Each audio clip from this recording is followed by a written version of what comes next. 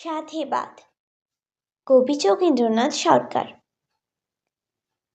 আলমারিতে হয় যে রাখা মন্ডা মিঠাই ছানা, মা ভেবেছে সেই খবরটা নাই গো আমার জানা। পান্তুয়া আর রসগোল্লা, হা হা হা, কপাল গুনে চাবির গোছা ফেলে গেছেন মা। ঠুকিয়ে চাবি কটাস করে ঘুরিয়ে দেব কল, হাতে হাতে পাবেন তিনি লুকিয়ে রাখার ফল।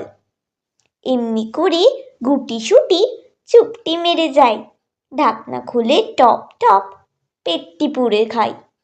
গোল্লা যাবার উৎসাহে যেই উঠল নেচে প্রাণ, হাইরে কপাল অমনি কিনা পড়লো কানে টান।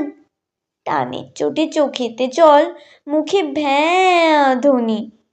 গোল্লা খাওয়া চলছে কেমন ও আমার নীলমণি।